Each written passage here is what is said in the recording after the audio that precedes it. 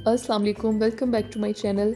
Instagram पे बहुत ज़्यादा लोगों ने रिक्वेस्ट की कि कोई ऐसी रेसिपी शेयर करें जो घर में मौजूद चीज़ों से आसानी से बन सके। तो आज मैं आपके साथ ऐसे ही स्नैक्स की रेसिपी शेयर कर रही हूँ। तो आइए रेसिपी स्टार्ट करते हैं। एक बाउल में 1 चाय का चम्मच नमक और 1 चाय का चम्मच चीनी डालेंगे और साथ ही यहाँ पर 3/4 कप उबलता हुआ पानी मैंने इसमें डाल दिया है। गर्म पानी आपने लेना है। फिर इसमें 2 कप मैदा शामिल करेंगे। थोड़ा थोड़ा करके डालेंगे, एक साथ नहीं डाल देना वरना गुठलियाँ बन जाएंगी। थोड़ा थोड़ा डालते रहेंगे और मिक्स करते रहेंगे। यहाँ पर ये बैटर थोड़ा सा गर्म है, इसलिए मैंने इसे स्पैचुला की मदद से मिक्स किया है। इसके बाद थोड़ा जब ये ठंडा हो जाएगा तो आप इसे अच्छे तरीके से हाथ से गूंद लें और फिर इसको 20 मिनट के लिए रख दें ताकि ये सेट हो जाए।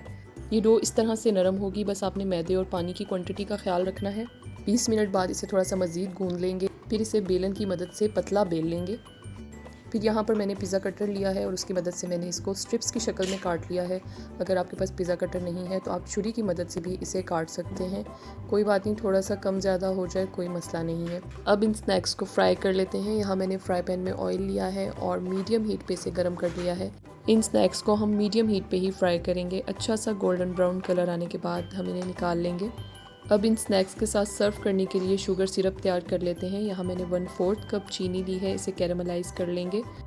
इसे आपने लो हीट पे पिघलाना है और फिर इसमें 3/4 कप पानी डाल देंगे, इसे मिक्स करेंगे। यहाँ पर मैंने 1 नींबू का रस निकाल लिया है, वो भी इसमें शामिल कर देंगे और इसे थोड़ा सा पकाएंगे ताकि ये गाढ़ा हो जाए। ये देखें, इस तरह से इसकी एक तार बननी चाहिए। स्नैक्स के साथ सर्व करने के लिए ज़बरदस्त सा शुगर सिरप रेडी है। ठंडा करके आप इसे सर्व करें। उम्मीद है आज की ये कम बजट की रेसिपी आपको पसंद आई होगी। कुछ और सीखना चाहते हैं तो कमेंट बॉक्स में ज़रूर बताएं। चैनल पर नए हैं तो चैनल को सब्सक्राइब करें, वीडियो को लाइक और शेयर करें। अगली वीडियो तक के लिए इजाज़त दें, दुआओं में याद रखें। अल्लाह हाफ़िज़।